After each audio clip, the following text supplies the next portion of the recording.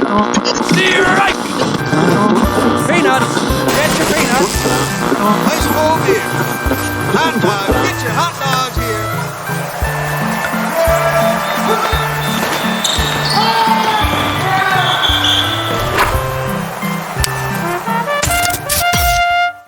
here. Hear ye, hear ye. We are reporting live from the Lincoln Lounge for Honest Abe's Sports Report. We will cover all the hot topics surrounding the sports world. Please follow us across all social media, Twitter, Instagram, Facebook, YouTube, and TikTok. You can also find us on all listening platforms such as Spotify, Apple Podcasts, and iHeartRadio. As always, I'm the sexy Gretzky George Gresco, and I'm alongside two sports enthusiasts that are football throwing, baseball bat swinging, basketball dribbling, swinging for the fence. It's a home run. Sitting next to me is Ulysses S. Rand, Kyle Carini. The one and the only. Thanks for having me. And Speed Racer Hunter Combs. Is that what we're going with now for my name? You are officially Speed Racer forever. All right, that works. And ever. So what is going on, guys? Welcome. How the hell are you? I'm doing great. It's nice to be here at the Lincoln Lounge. First timer. Yeah, nice to see the place not on a phone screen, you know. So everyone says it's a lot different than just everything's a little. It's about how I imagined it would be. A little smokier in person, but more. You need more fog. No, we're good. Needs pyro next.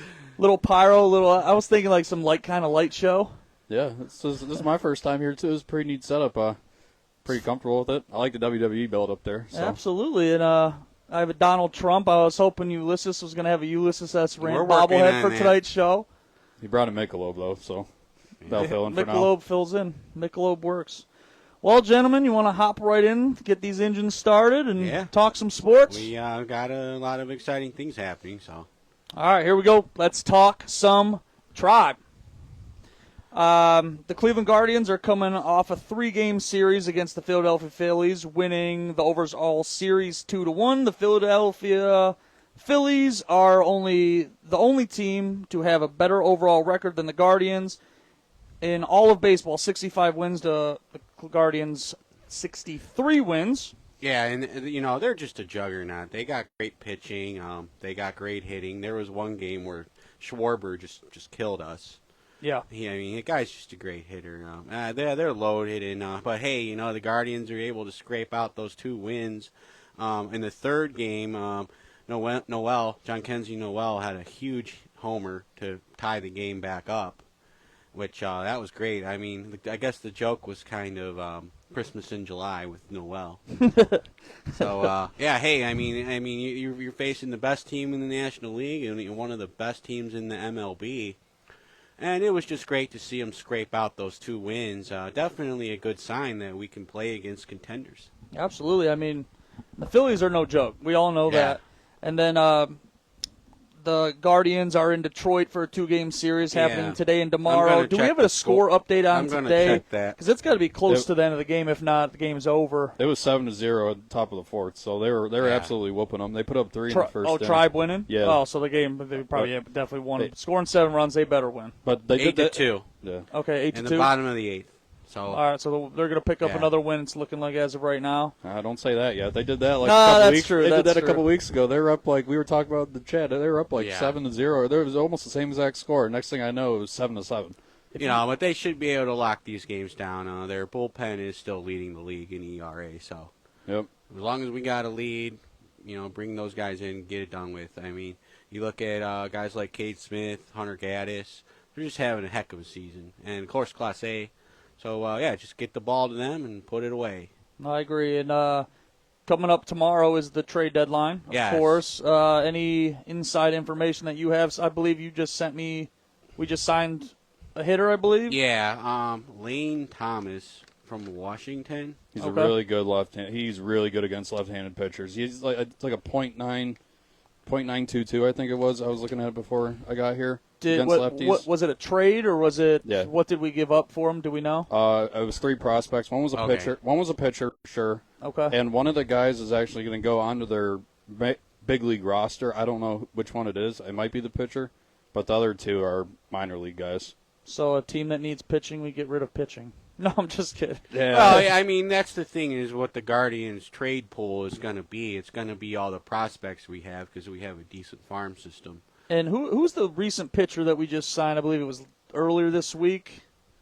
I forget his name, too. Well, they've been bringing Boyd up, who they got about a month ago, but he's recovering from an injury. Okay. But he might be a decent starter option, possibly. But, yeah, they are shopping for starting pitching. That's what I was just about to ask. Any possible moves you'd like to see? Anything we need? There's a whole bunch of possible rumor names flying around. Kikuchi from Toronto. He got traded. Snell. Oh, he did? Yeah, he's with the Astros now. He got traded right before the show Frankie started. Montas, Crochet from the White Sox, Eovaldi from the Rangers. Now, these guys are all expensive guys, so in order to get them, we're going to have to lose some of our best prospects or trade a current decent player. Right. And then, some of the cheaper guys, you got Chris Bassett from Toronto, Tanner Scott from the Marlins, Ryan Feltner from the Rockies, and Rye Detmers and Jose Soriano from the Angels. So, there's guys out there, and I think league-wide, a lot of starting pitching is going to be moving because there's a high demand for that because there's a lot of injuries.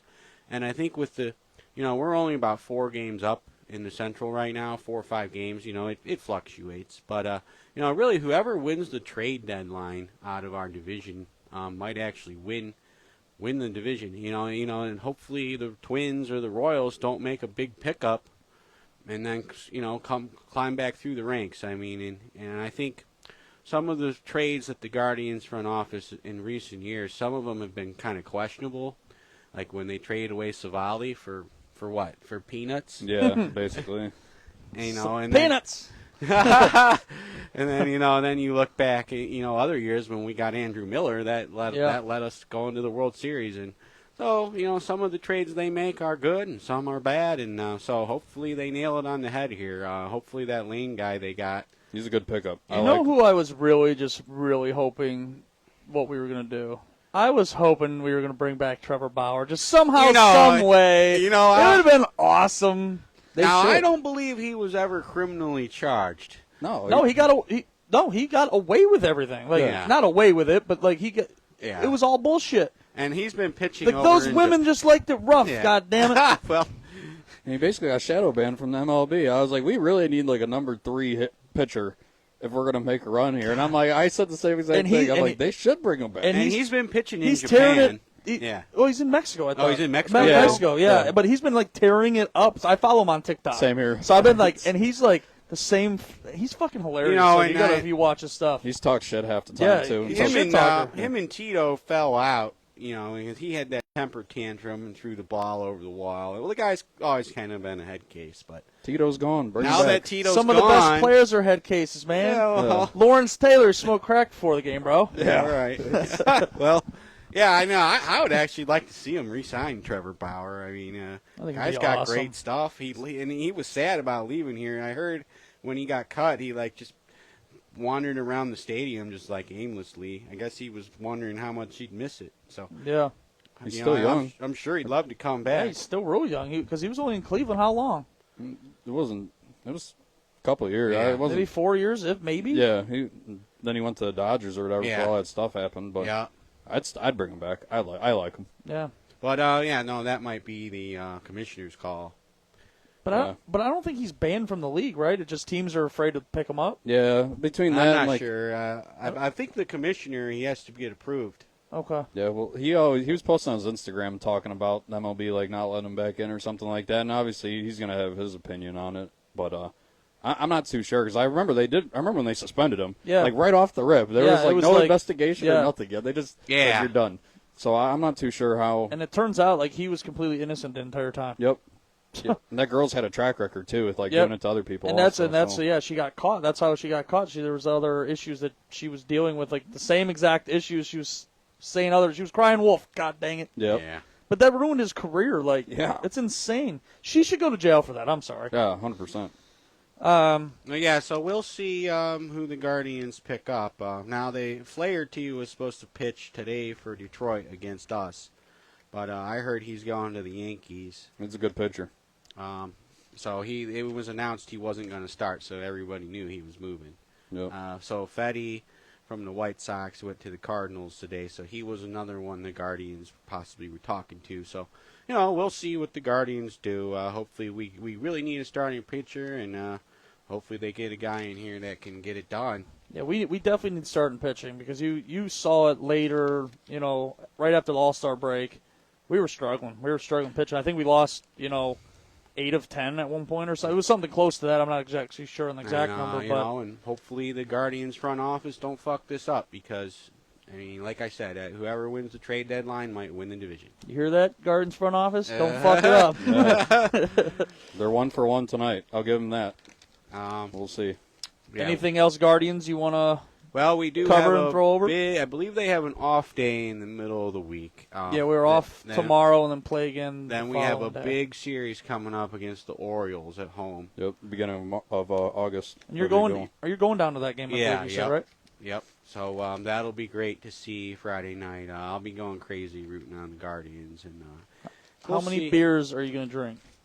Well, what would be the over/under for you, George? Would you say last time I went to the Indians game, I at least put down 7. All right. During the game. Well, yeah, okay. It's like a $200. Yeah. You figure, Yeah, right. Yeah. 1 in the parking lot, 2 at the bar next door, so that puts you at 3 before you even get in the gate. And given I only made it till the 7th inning, I didn't tell you that part. And another 4 when you're at the game. So Yeah, I would say probably the over/under is about 8 beers. You should do the 9 beers, 9 hot dogs. I was about to say, we challenge. We talked about doing that before, too, Yeah. but I might make it to, like, the second inning. 9 beers, and that's tough. Now, the 9 beers would be it's 9 doable, beers but the and 9 hot dogs, it would be hard. Well, how long's the game right now? 2.5 hours, you'd say? Yeah. So you're drinking 9 beers in 2.5 hours when you really put it in. And you have the 9 hot dogs on top of it. Dude, that's hard to do. And people have been cheating the system on that. They just start ripping through them, and then they already have them, and they're trying to just do the 9 off. Well, I would start. On it. I would start during the national anthem. The pitch clock doesn't help you one bit. So yeah. I was good luck. gonna say, yeah. Oh, that's terrible. Time's against your side. But the problem is you'd have to have somebody go buy them for you, because otherwise you're just going to waste time standing in line. Yeah. Yeah, that's true. That's true too. Yeah. Oh man, that sounds terrible. And then there's the cost. Yeah.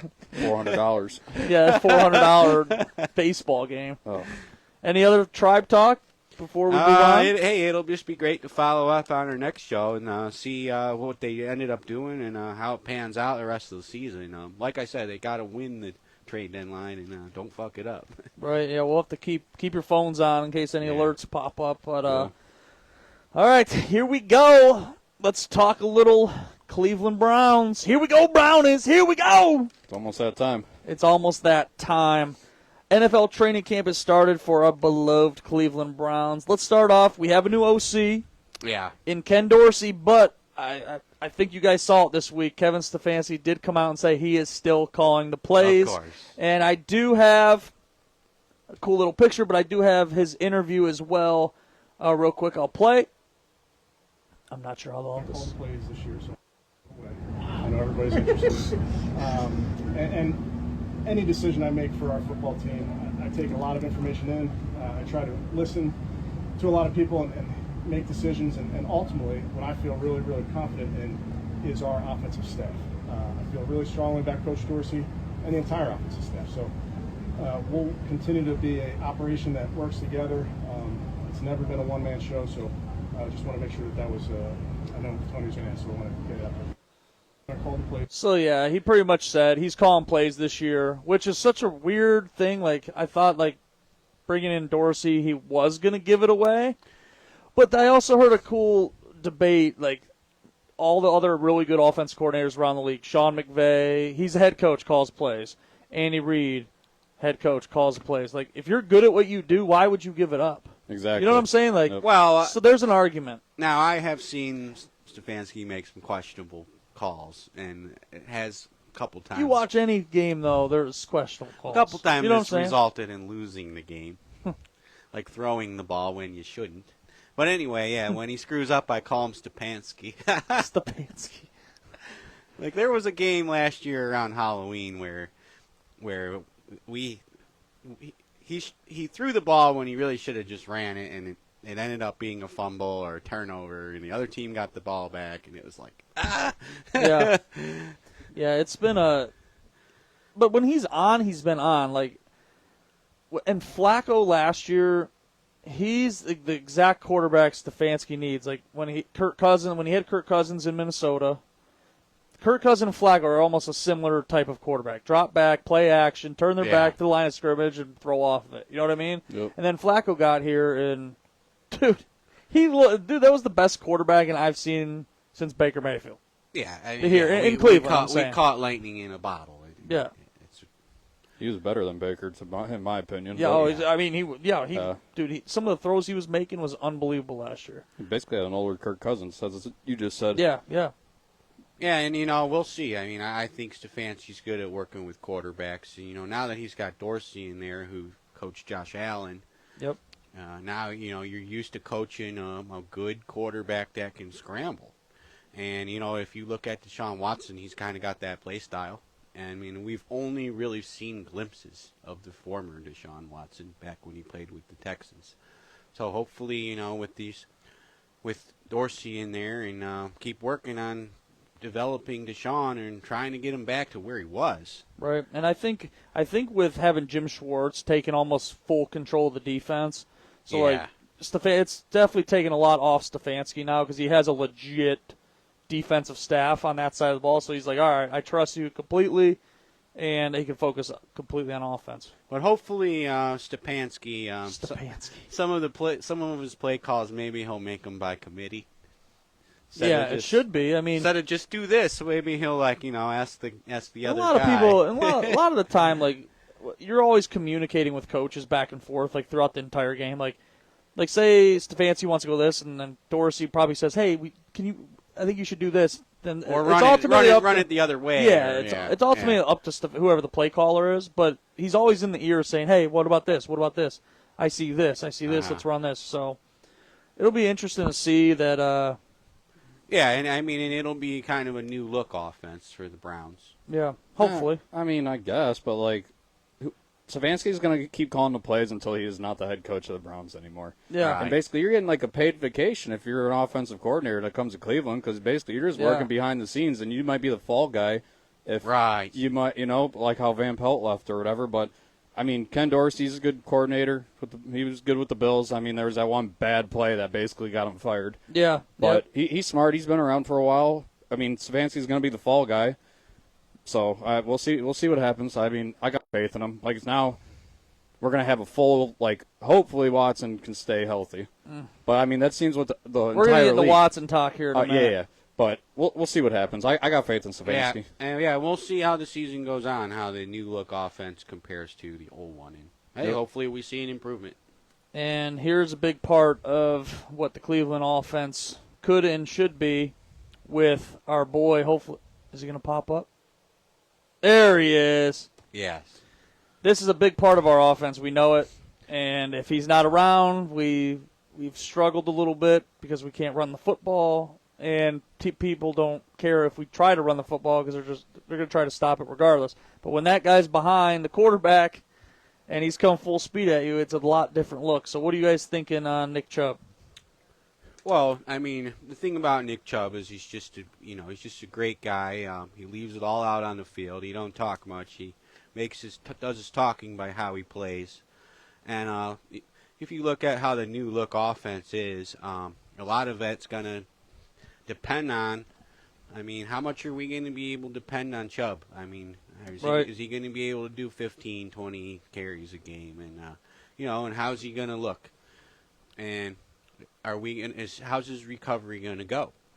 I mean, you looked at that knee injury. I don't know if you guys remember exactly what you were doing when that knee injury happened, but I do. It was a Monday night football game, and I was right here after doing an Abraham Drinking show, and I was sitting next to, I forget who I was with, but I was like, oh, fuck. So I was leaving work, and I was on my way to Frank and Tony's.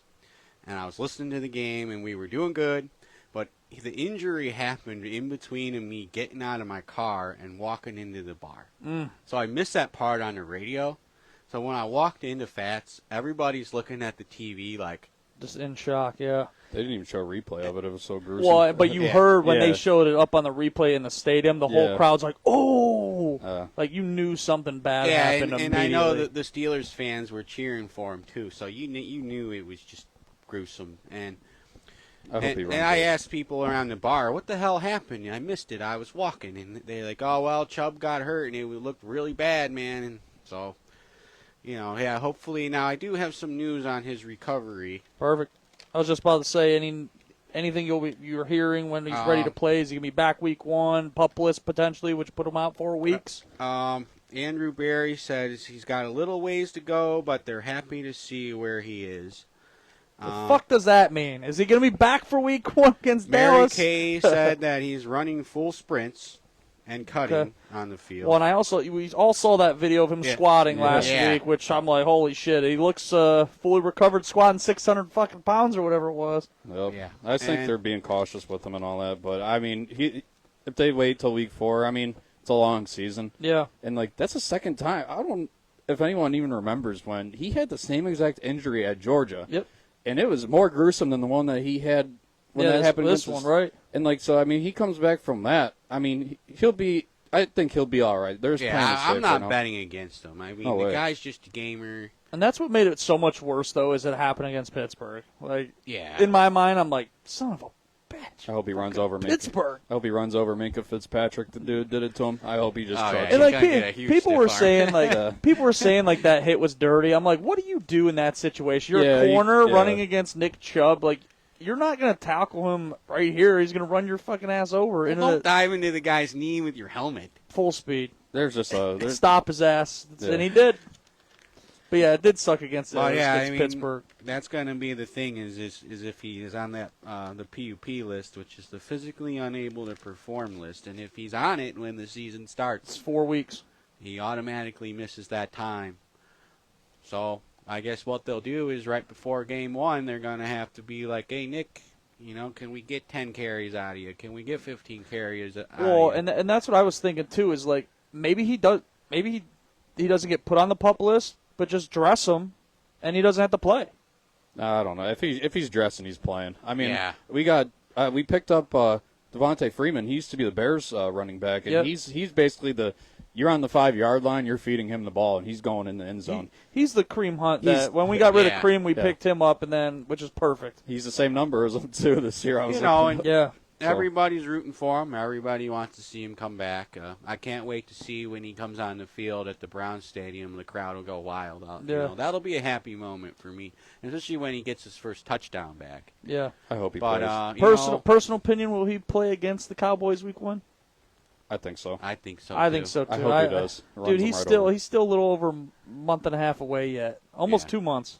Nope. And that'll be great to see. And it'll be great to see him get out there and score. And it's a 4:30 game. God, the Muni lot's going to be fucking nuts. Those stupid Cowboys. We're doing a show downtown that day, by the way.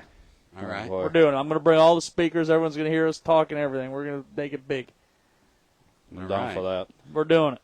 Hey, we're going to drink a lot of beer. beer. And on the flip side of the coin, we're all rooting for him to come back. But if he does need a little time to get back and be the Nick Chubb he was, and he misses a few games, hey, come back with a vengeance. Yep. Agreed.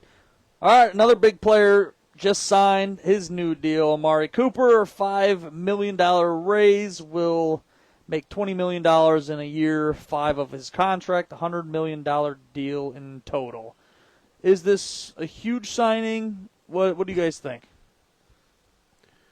Well, I think they really needed to pay him. Because is he worth the money? He's an older receiver now. We all know that. Yeah. Is he worth the money? The thing is they brought Judy in, and we're paying Judy almost what they were paying him. And I mean, he's obviously got way more talent. I think, he's your guy. So, write the check. Yeah, I mean, they basically traded a bag of peanuts to get him, and he's put in the work to do. It was a hell of a pickup. To Dallas, they didn't want to pay him. We got him. bag of peanuts. If we didn't have the cap space to do it, I don't think they would have. But he played really well last year, and he was on. They basically had their hands tied after they traded for Judy, and they didn't want to go through all that nonsense. Yeah. If they traded for him for nothing, and your team's, this is probably going to be like your best run, probably right here with this team to do something. I think this I think this has to be the team this year because after this year, you're going to start having to really sign all other players. Yeah. Watson's coming up here soon. Yeah. Like some of those cap hits start coming in with the Denzel Ward cap, and you're gonna your free your rookies are you're gonna have to sign that we drafted 4 years ago, and you better win this year or next, or we're in big trouble. Probably like a 2 year, 2-3 year. 3 at most. And if you look around the division, I mean, look how much better Baltimore's got on paper. So, yeah. I mean, they just signed the running back from Tennessee, Derrick Henry. Like they were already good, and they signed that big motherfucker. Like, I agree, George. The window's closing. Yeah. At least here's the thing: as the window's closing, you have to at least stay competitive as that window is closing. Win those division games. Yes, and because you could, win half your division games, stay competitive, and you could always piece together free agency and drafting, of course. Yep. But you can't be the 0-16 Browns for 3 straight seasons of dog shit and expect to win. You know what I'm saying? Yep. It's tough to build a team, but now you have all your pieces. We just got to fucking win, baby. Yeah. We just got to win. That's crazy because literally all our guys that we drafted in the past 4 years, all their cap hits are about to start happening here between Njoku, Ward.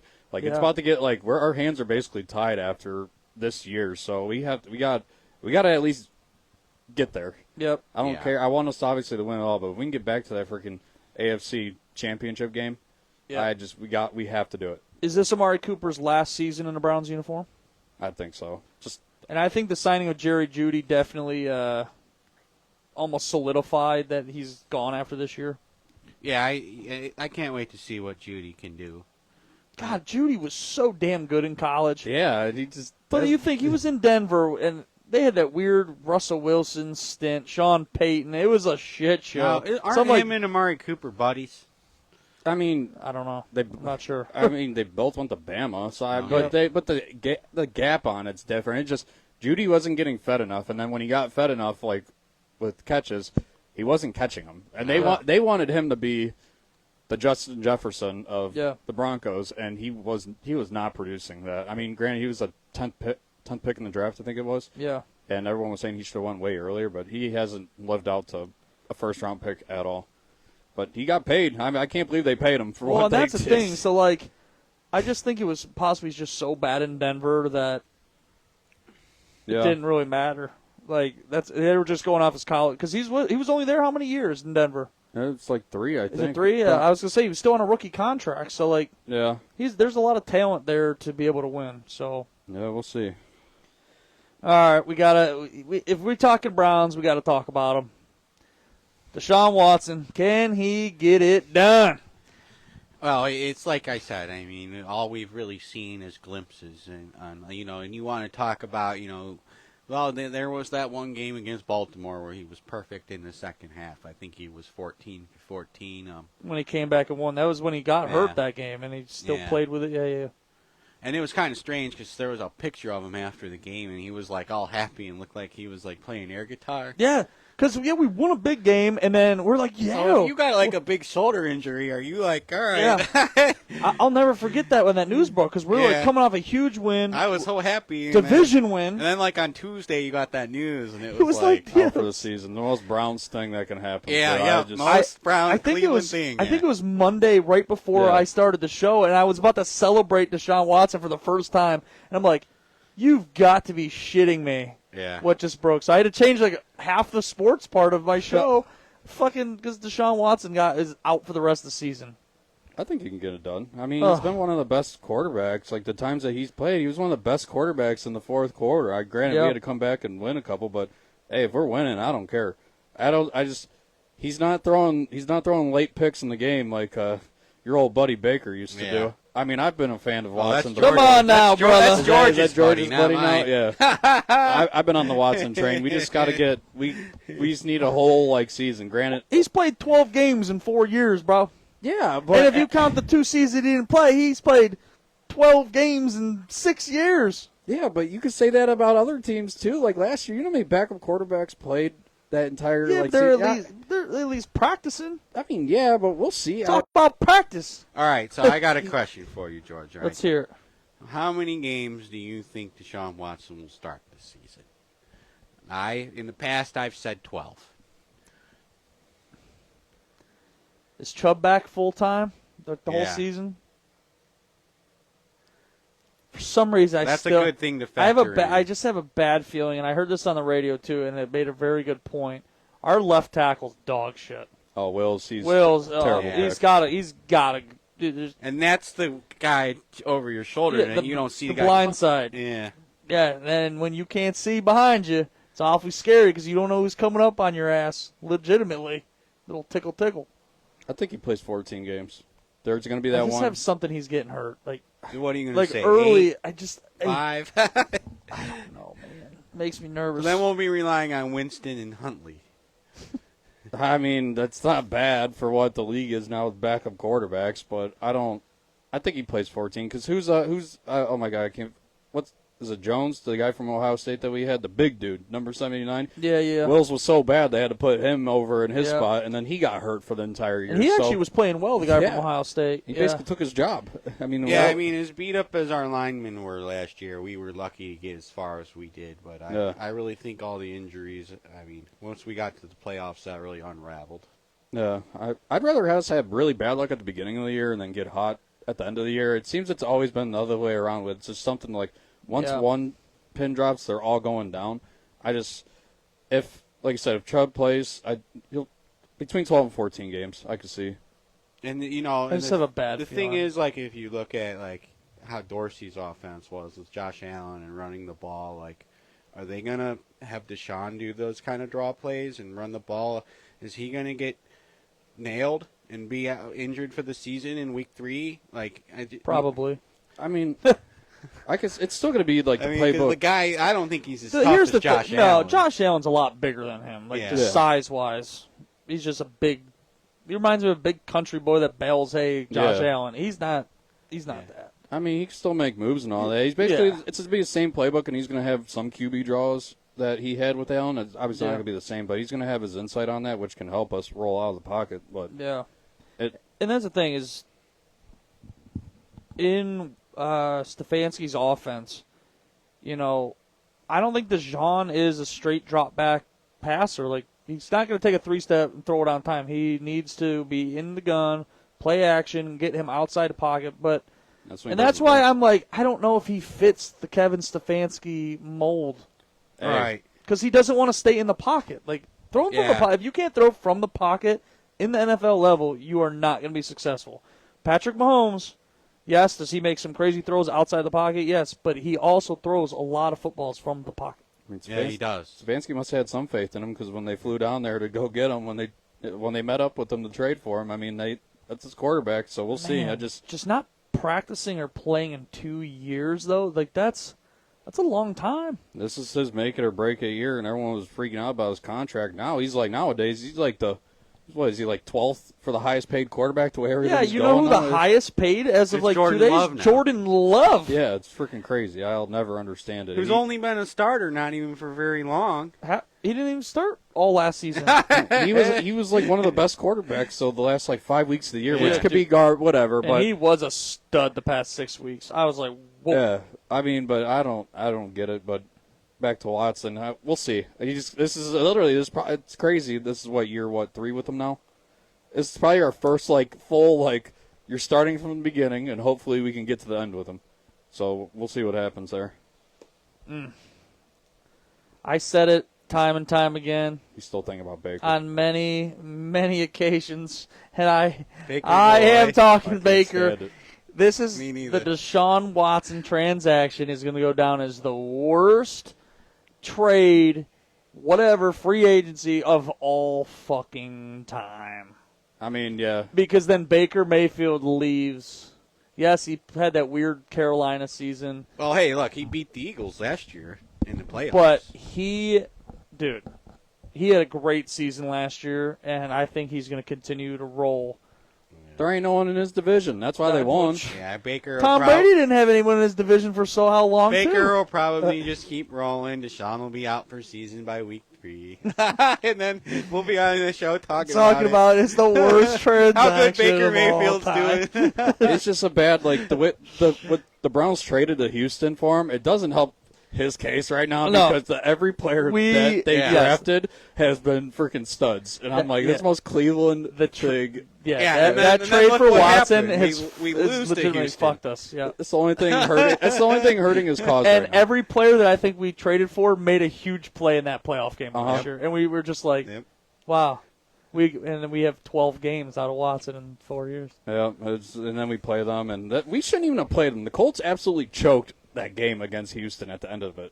That's who I thought we were going to play again. Yeah, they choked that one. They came back, and I was like, "Oh my god, we're gonna get smoked." That's just the most clean. We're going to play Houston again, and then we're going to get killed. Could you imagine?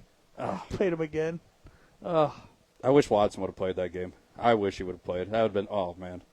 But and I'll be honest. I think Houston is the new contender to hopefully knock off the Chiefs because I mean, hopefully we're up there, but they had another great draft this year. Yeah. And Houston, so them picking up Diggs too. That doesn't help. They re-signed. They gave their other 2 wide receivers new deals also. So they got Nico Collins and I forget Houston the other might guy. be the team to bet on. Yeah. Well, the Cleveland Browns have talked about moving stadiums, and it's kind of sad because the Muni lot could be no more. The Haslams purchased property in Brook Park on the west side of Cleveland. If the Browns move somewhere, that means the Muni lot is no more, boys. That'd be sad. I've never been down there, so I couldn't tell you. Oh, my goodness. You're from here, and you've never been to a tailgate in the Muni lot and get beers poured all over you like Stone Cold. It takes one beer for me to get a little buzz on. So, I mean, I've only gone to the primetime games, though, so I can't. But if this is last year, I'm going to make it a case to get down there. You know what's weird is, like, when they have the primetime games on, like, Monday night, or like, it's really weird to park down there. Because, like, you get down there so much later than, like, I like getting down there at 5 in the morning, crack that ice cold beer open at 6, and let's fucking roll, baby.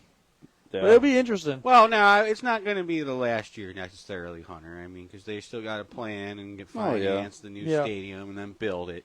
But there might be 3 more seasons of Muni lot. But there will be that final, with the new stadium in Brook Park or Berea or whatever it is. Yeah, there'll be that final game at the current Brown Stadium, that final Muni lot party. Oh yeah, that'll be intense. I'll burn it down. It gets burned down already. Yeah. Now they might still have soccer games at the current Brown Stadium, but nobody's going to be doing what they do now. Do you honestly think that they will build a new stadium? Like, do you think they're going to move out of Cleveland? Do you think that's for sure in the plans? I think so. Yeah. It makes sense. The stadium they have now is just kind of run down. It's got a lot of rust. They should have just built a dome to begin with. I was just about to ask that. Do you think a dome is in the plan? Yeah. And the thing is they're not. They have it for the home games, but they're not making money on events. If they get a dome, they can make a lot more money on events. Now there are a few concerts there every summer, like Billy Joel. There's the SummerSlam.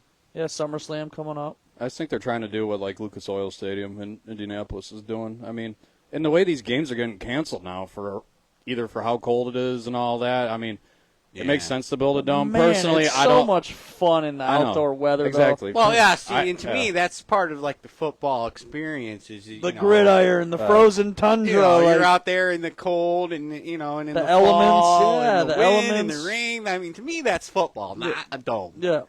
Social media wasn't around, they wouldn't be building a dome. It's so easy for them to call out not canceling and all that nowadays for a game and stuff. But I just hope they have one of those fancy rollout fields and they don't do the turf, because then like Arizona, the whole thing rolls. Watson blows his Achilles out. Oh God. I mean, look what happened to Aaron Rodgers. I mean, that artificial turf is just an injury waiting to happen. Yeah. And I think these owners think that they can save money on less maintenance if they use turf. Well, you know what's You're funny? just costing yourself more money when your players get hurt. Here's the thing. As a quarterback, I loved playing on turf, and here's why. Here's why, though. And for a quarterback, if it was a rainy game, the footballs wouldn't get as wet because they weren't landing in like a soaked real grass, because the water would just drain through. So the footballs would hit the grass, and it wouldn't be soaked like sitting in, on grass water. You know what I'm saying? Okay. It's not as thick. So the football was easier to grab. Easier to get. Okay. And like as the center would have the ball wasn't in fucking grass. It was on like the artificial turf. So the ball wasn't getting as wet. But were you more worried about your footing and slipping? I hated getting tackled on it. Be an athlete. Yeah. Okay. Well, getting tackled on it also sucks. Like turf burn, that shit sucks. Don't get me wrong. But I didn't get tackled, so. I did. No, I'm just kidding. Every time you get tackled, you're freaking getting cut. It's like thumbtacks. Yeah. I'd start bleeding everywhere. You got used to it after a while. It sucked. It did suck. I like playing on grass personally because that's just way more comfier. But the thing, at least in the NFL, they have actual real grounds crew. Like I hated playing on grass in high school because the grass was so shitty. Yeah. Like late in the season, it wasn't taken care of. Like it wasn't tarp like the Brown Stadium is. If it fucking rains, there's puddles on the grass. High school, whatever they use in New York, don't use because there's been so many injuries on that turf or whatever they use. That was it, MetLife. Yeah, MetLife. MetLife. That is the worst. Whatever they're doing, do the complete opposite. So we'll see. I mean, I'll like a dome, but as a Browns fan, I don't. In Cleveland. Yeah, they got a suit. And I think they want to host a Super Bowl as well. Well, yeah, that's the thing. There was a Super Bowl in New York that year, and luckily that it was like 60 degrees that day, or else it could have been really bad. They got real lucky because it could have been like -4 that day, which would have been awesome. But you look at the bad side. Yeah, we like the football weather. You're not going to get that, which sucks. But hey, on the other hand, you might have a lot more cool concerts. Haslam's want their own thing. I just think they're riding it out till they can, and now they want to put their own thing on the stadium. So. But the one thing that I'm concerned about is, look at the Muni Lot with all the drunks. Now, if we have a new Muni Lot, they'll follow Muni Lot 2.0 by Brook Park Stadium, are people going to wander over by the airport? The jets are landing, Well, they'll have it blocked off. Oh, I sure hope so. There'll be some kind of fencing. I'm damn sure about. They'll make it work. Plus, it's right by the RTA. Right by the RTA. That's what normally, like when I'd go down to Cleveland, I'd go to that RTA station in Brook Park. It's right by a go-kart place. And that's the thing. Is another thing they're saying why that's going to be built there is the traffic, the freeways right there. You're right on and off. You're on and off right there, and naked. And I heard the Haslams will have their own parking lots, so they'll have even more money from all the ticket sales. It'll be their parking lots rather than the city making the money. So I don't know. It's going to be weird. Yeah. Like, how do the Cleveland Browns not actually be playing in Cleveland? Like, there are some other teams that do that. Like, I know, like, the New England Patriots play in Foxborough. But still, it's just weird. It's weird. It is weird. Very weird. I don't like it. Yeah, we'll see what happens. I don't like it. All right, last on the NFL, the new kickoff rules, which we kind of talked about it, which I like them because the return man is going to now catch the ball almost every time. Yeah, so I know we kind of talked about this in the group chat, and I didn't really understand it when it was announced, but thank you for clarifying it. But I guess if I get the gist of it, the players are lined up closer together. Here, I have, you know what? I'll play it right here because I have the quick little clip for you. So for anybody watching, they can maybe get a better understanding. Here's everything you need to know about the NFL's new kickoff rule. It's going to look a lot like the XFL's kickoff rule. The kicker's going to be at the 35, but the kickoff team is going to start on the other 40-yard line, only 5 yards away from the blockers. These guys won't be able to move until the ball is touched by the returner. Now, the end zone to the 20-yard line will be known as the landing zone, and this is where the returner or returners will set up. If the ball is caught in this zone, it must be returned. There are no more fair catches. Remember, this rule is to encourage returns. The return rate last year was only 22%. So to incentivize that, touchbacks are much harsher to the kicking team. So let's break that down. If the kick doesn't reach the landing zone, the ball's placed at the 40-yard line. If it goes out of the end zone or flies into the end zone and is down, like a normal touchback, the ball will be placed at the 35. If it hits in the landing zone and then rolls into the end zone and is downed, the ball will be placed at the 20. But again, this is all to incentivize them kicking it into the landing zone. And if it's caught in the landing zone, it must be returned. Now, what about onside kicks? Well, the actual kick will look the exact same. The only difference is the team has to declare it to the referee, who will then notify the receiving team, which means there's no more surprise onside kicks. So, do you think this rule change will be good for the league? There you have it. Well, it's definitely going to cut down on injuries. I think it'll be very interesting, and I can't wait to actually watch when the season starts, when there's close games late in the fourth quarter, because now you have a situation where there could be 30 seconds left. The team has to return the ball. They get farther down the field than they would have. And to go off what you're saying, I'm interested to see the kickers, if they're going to kick it harder so it lands in that landing zone and goes into the end zone, because if it lands then they get it at the 20-yard line. Yeah. Rather than the 40 or the 35. So I'm I'm interested to see if so they'll put top spin on it. So when it lands, it'll just bounce instead forward. of the old kickoffs, they wanted to skyrocket it so it landed in the end zone for more hang time. But now I'm interested to see if they fucking have line drives that land and it goes in the end zone, so they get it at 20. They would want to put top spin on which it. That's it lands and then rolls in the end zone. Right, but footballs they can bounce that any which way, but it'll be interesting. I wonder if that comes into play. And then you're probably going to have guys Tyreek who Hill. are good at that will make the best kick. And that, like you said, I think there's going to be some more returners. Go ahead. Like Tyreek Hill. I mean, the way the gap speed he's fast regardless, and obviously they don't want him returning kicks like how it used to be, because these guys are coming from 50 yards deep, coming at him. Yeah. Now they're like one-on-one, just like if they throw a slant pass to him, basically now. So it's going to be entertaining. There's going to be some fast guys that if they're down late or something, they need yards like ASAP. Before you were even returning punts or kickoffs, you're looking up as guys are sprinting full speed at you. That's nerve-wracking regardless. And now it's definitely advantage return team, 100%. Yeah. Because now the returner gets that full speed burst rather than the kickoff team. So we'll kind of see. So you're going to see a lot of teams using fast guys. Yep. And so, like I said, late in the game, now the field position is going to be changed. Yep. So now these guys might make it to the 35 or the 40 or even the 45. And if there's only 30 seconds left in the game, now 2 good passes, you're right in field goal range. Yeah.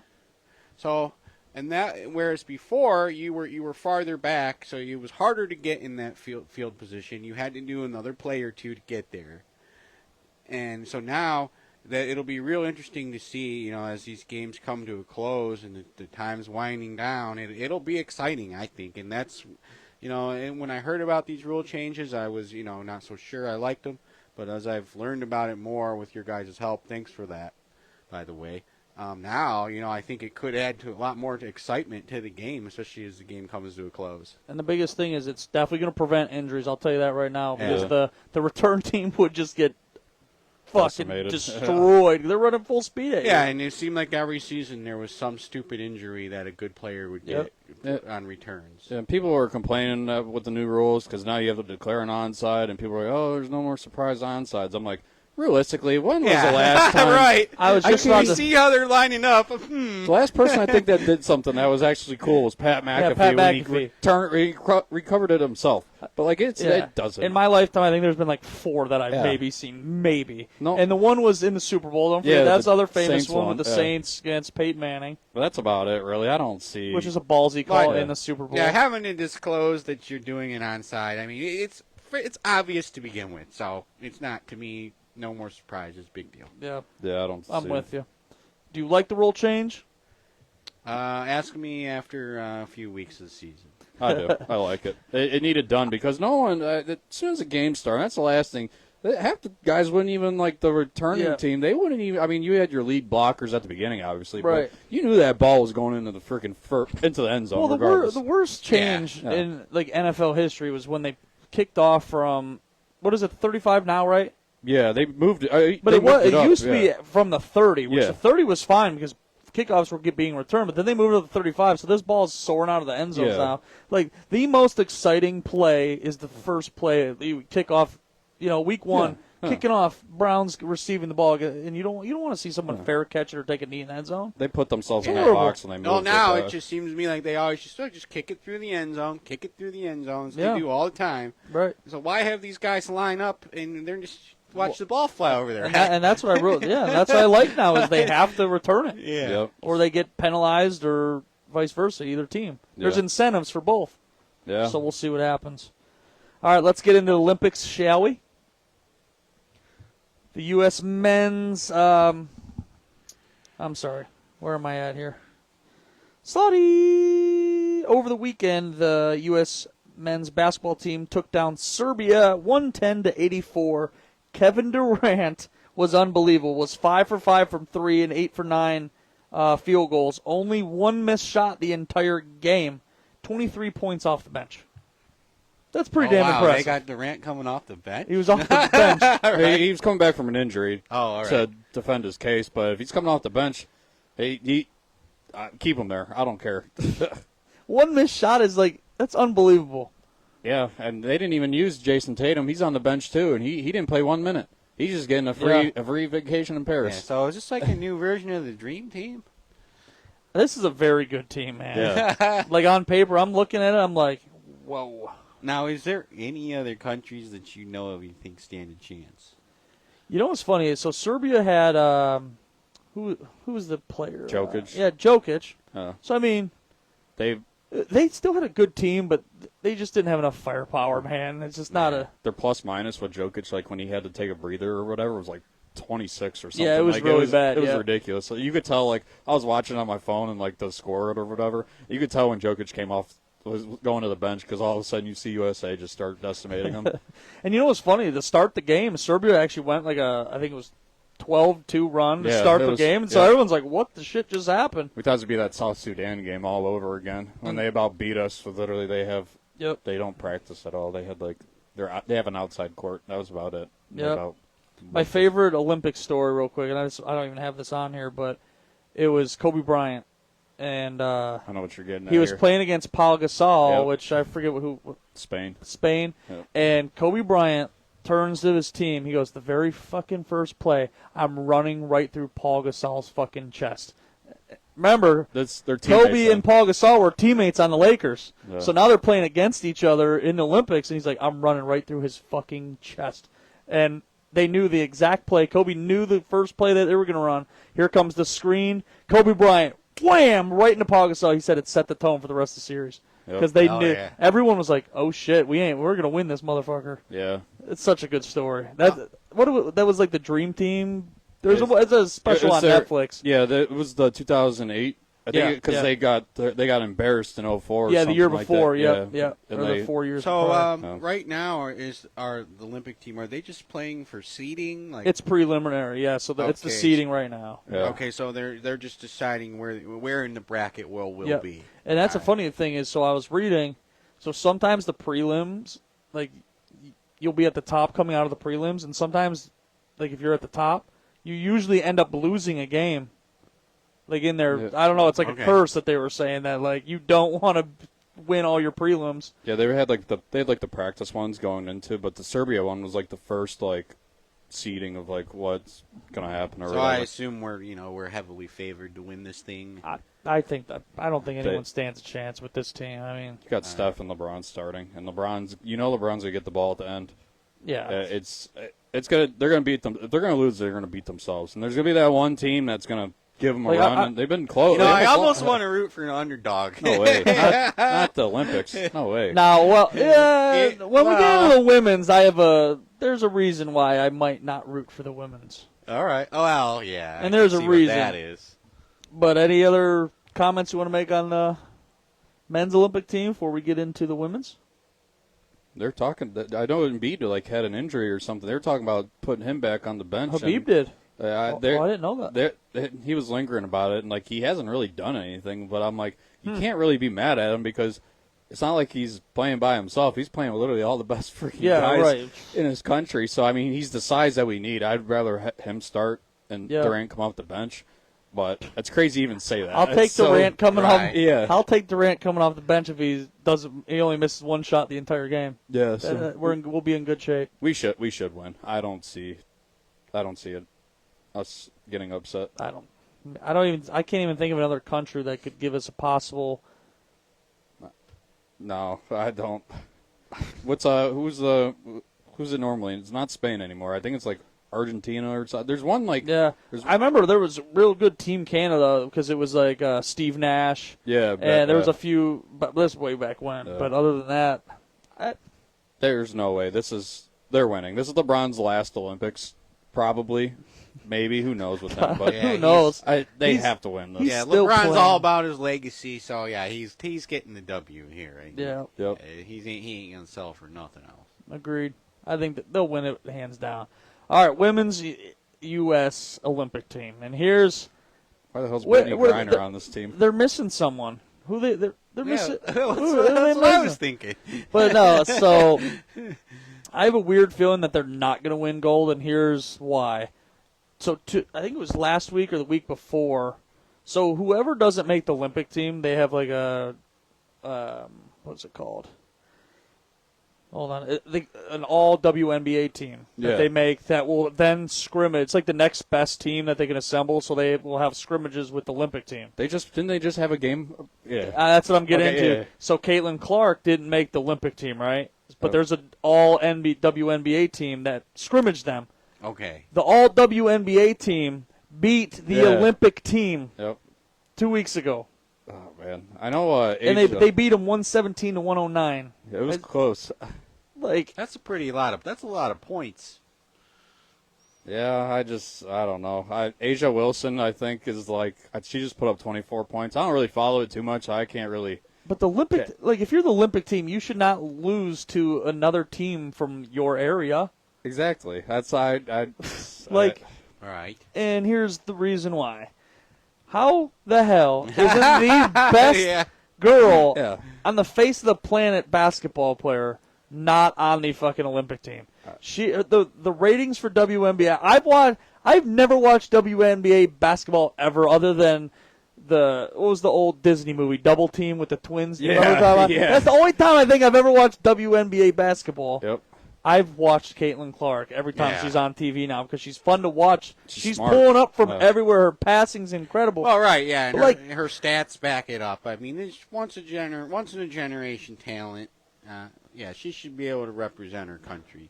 And the thing is what if she gets hurt like 2 years from now and doesn't have an Olympic opportunity again? Agreed.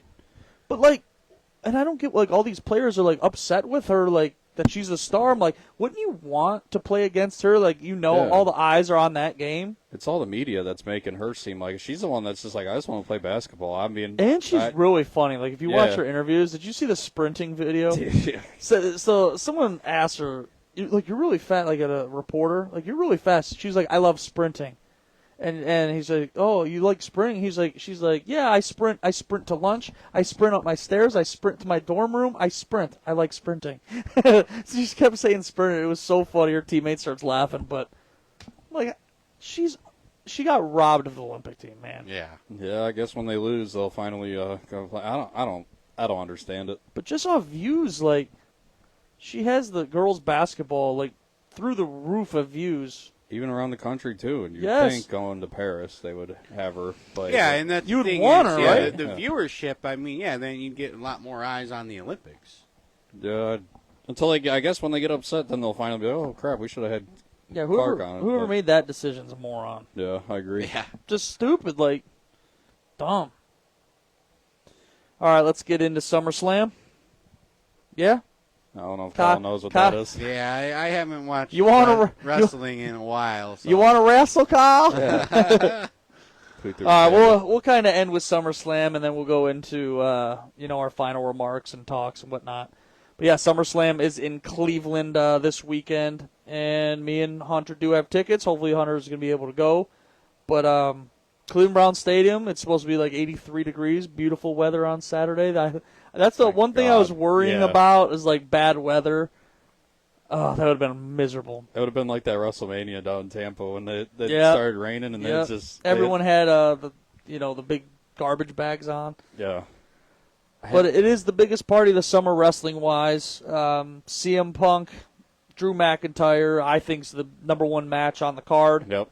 In my opinion, I don't think they needed the Seth Rollins special guest. I think that kind of ruined the match and the build-up. Yeah. But what are you most looking forward to, Hunter? They had that interview. They did a promo with that Solo Sikoa or whatever. Yeah. And they basically said that he's basically confirming Roman Reigns is coming back Saturday, and that pop for him is going to be... It's going to be huge. Huge. And sometimes they build it up like that, and he might not show up, but that's going to be the main hype for it. That CM Punk... It's going to be cool to see CM Punk freaking... Or do you think The Rock's there? I've also heard... there was one other interview I saw. It was something with Cody Rhodes, and he didn't... No one exactly said anything, but it was his facial expression when asked. So I'm like, they could. Is he gonna be there? Maybe I'll shit my pants if I hear the Rock music go off. That's gonna be fucking nuts. So is this like the biggest WWE event of the year? Other than WrestleMania. Yeah, this is the second. This is number and 2. What about Royal Rumble? Where is that rank? Royal Rumble's in the top 4. This is in the top 3. Top 3. It just Royal Rumble goes into WrestleMania. That sets it up. But this is like their summer. It's called SummerSlam. Yeah, obviously, this is like what their month WrestleMania. is WrestleMania? March, April. So end of March, early April. This is like their year filler, like right in the middle of. The top 4 pay-per-views are usually WrestleMania, SummerSlam, Survivor Series, Royal Rumble. Yep. Okay. So like those are the ones that have survived the test of time. Those 4 pay-per-views. And this is supposed to be going to a 2-day show, I think, and I hate.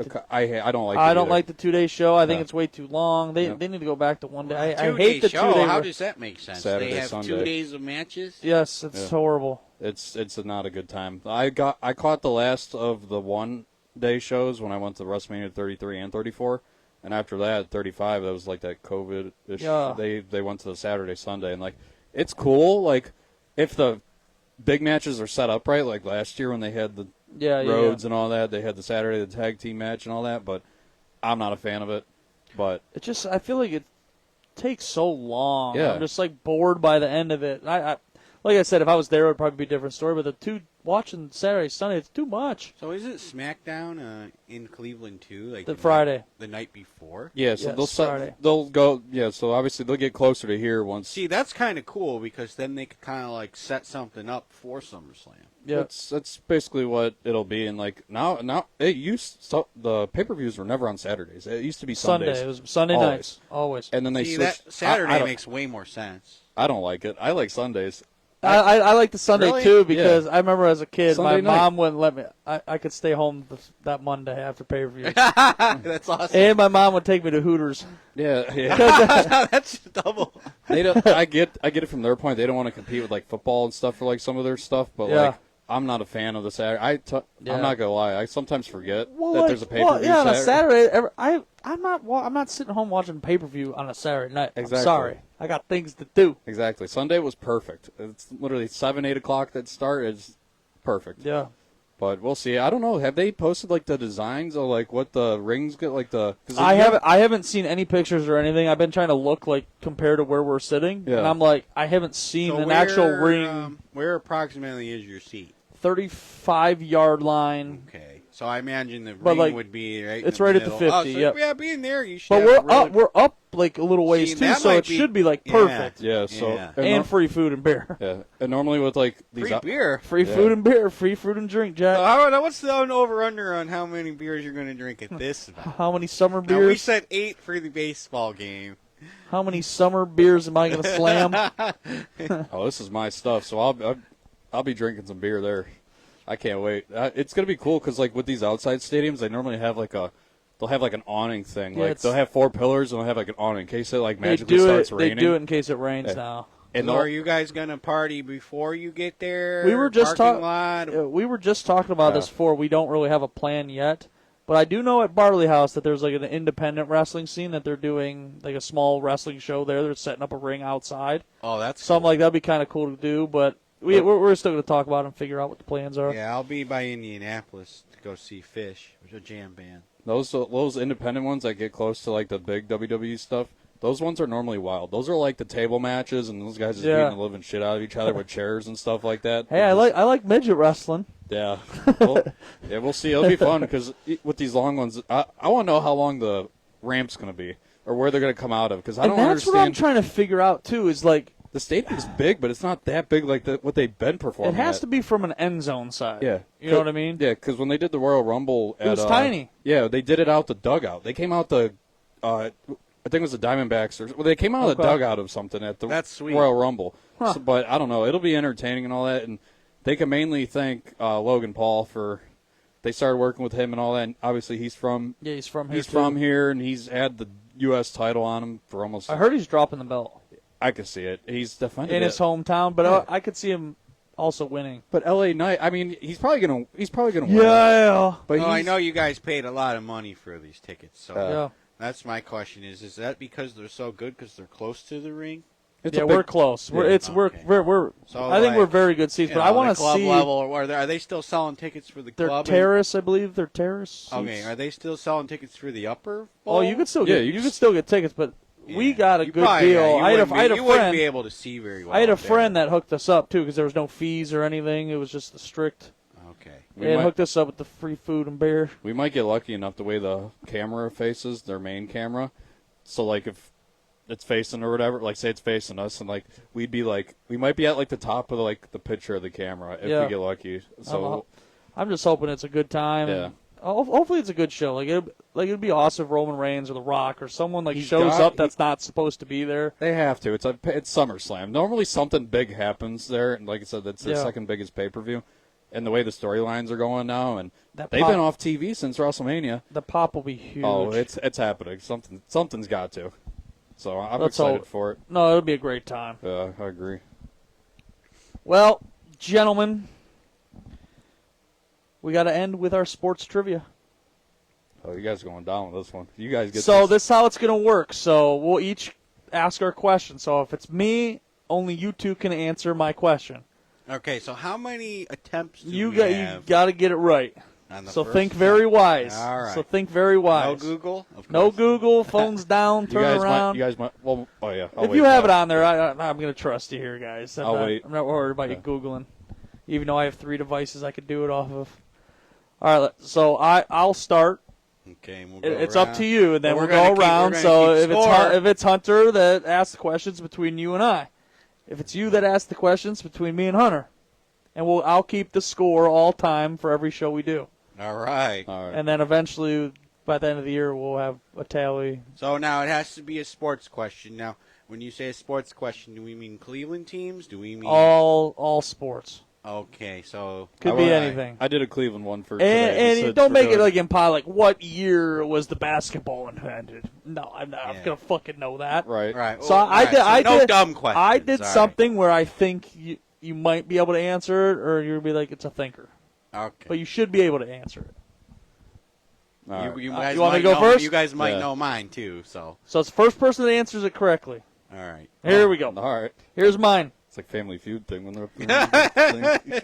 As of 2024, who is the oldest active head coach in the NFL? Is it Andy Reid? It is Andy Reid. Hunter goes up 1-0. After Belichick, that's what I was thinking. Well, Andy Reid's he's about to catch Belichick's record. That's why he wants to get back. Hit the buzzer before me. Andy Reid is 65. All right. Dang. All right. All right, Kyle. Let's hear it. Okay. So who was the last Indians player to hit 50 homers and 50 doubles in the same season? 50? Oh, my God. No, wait. They were just... You might know this one, Hunter, but... I'm thinking of the home runs. 50. It's got to be Jim Thome. Wait, was it 50 home runs? Yep. The last. Yep. And 20 doubles? 50 doubles. 50 doubles. Oh, shit. Never mind. I'm thinking... 50 home runs. The last person I know hit a lot of home runs. This is not my answer, but I'm just talking here. We just keep whizzing them off, can't we? I'm gonna go Manny Ramirez. Good guess. Shit. Now do I tell who it is? Unless we'll get one more guess. Right. Is that fair? Should we at least Manny move over? Ramirez was a good guess. So was Jim Thome. You guys are in the right era. I was thinking Jim Thome as well. That's a hint. Was Albert Bell a hitter? You got it. I was gonna say That was the only one I could think of. That was my next guess. Yeah, Okay. that was gonna be my first one, but I'm like, it's got Tommy. That's all you think. Of I was thinking 50 home homers, runs, and I was thinking then it was 50 doubles. Yeah. I remember the one year. Well, remember he would always hit it off the wall. Yeah. Okay, yeah. So if you hit it right off the wall, that's going to pretty much get you a double. I was thinking the other big home run year, like I can't. recently, those was were like both, what was those it? were both very good Pronk. guesses. Remember Pronk? What was Oh, it? yeah. Travis Hafner. Hafner too, Like I remember yeah. he had that 50 home run year, so I was thinking But that just fuck, makes I you don't think how good Albert Bell was. Yeah, that's ridiculous. Well, the other comparison was like Jose Ramirez or whatever. He has the possibility to get like 40 homers and 40 stolen bases. Yeah. Like he had 2 homers tonight. He's already got 20. He's going to go 20. down as if he keeps re-signing. He's going to have the most home runs in I gotta read mine Indians off. history. All right, here we go. I need a point. All right, so goddammit. wait. So did I get a point because you guys didn't know it? No, he won. Oh, all right. So Hunter has 1. No, Hunter has 2 goddamn points. He's taking this is a big point so right Hunter here. figured it out, so he gets 2. Okay. All right, so the Browns had gone almost 2 decades without a 1,000-yard rusher until a running back accomplished this feat under Romeo Crennel. Who was the running back? Jamal Lewis. Nope, close. Ah, shit. You can keep guessing. I'll give you. Under Romeo Crennel. I'll give you. How about Peyton Hillis? Nope. I'll give you his number.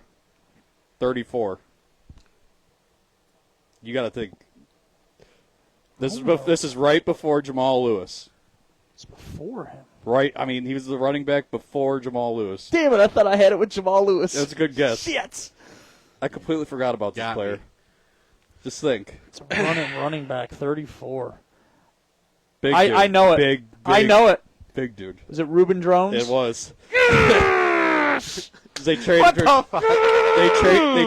they traded for Jamal Lewis right after. Reuben Drones was actually really good. He was a dog. He was a big motherfucker. Yeah. And a little All bit right, after. so I'm losing now 2-1. 2-1, and that's the end of the sports trivia for the week. So I don't get a point because you guys didn't answer my question? He did answer it. All right, well, they took him 2 guesses. All right, that's fine. He did get eventually. You don't even know who Reuben Drones is. No.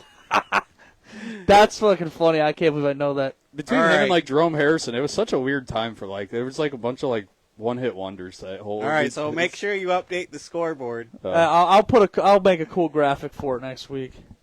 I better think of some better questions on you boys. Yeah, that one you had was damn good, Hunter. Yeah, it was good. Because I know Jamal Lewis that year we brought him in. I think he had back-to-back 1,000-yard years.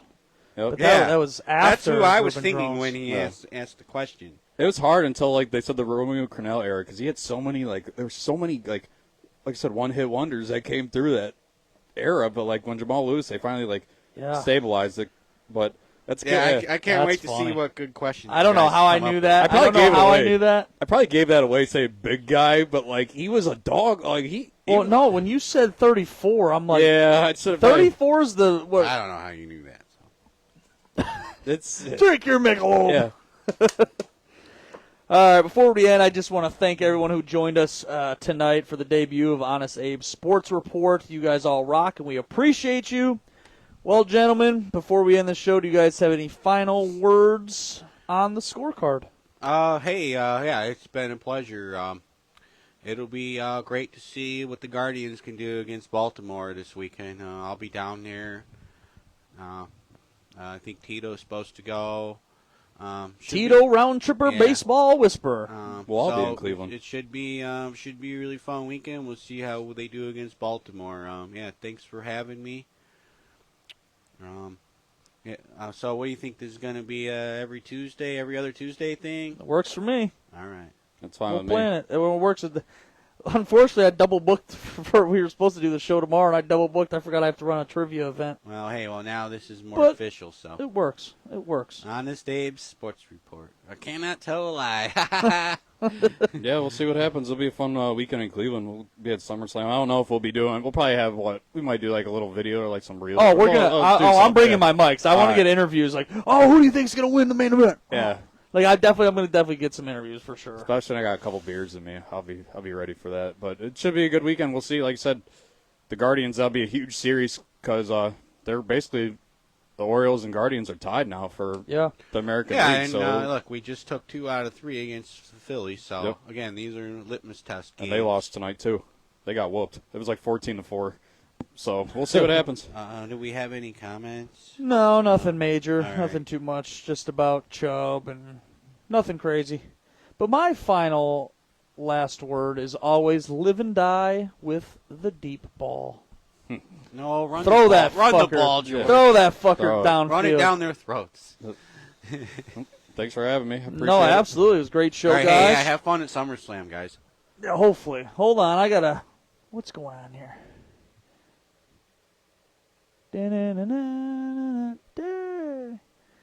Hold on. Kyle's goose egg for trivia is going to be a Browns helmet.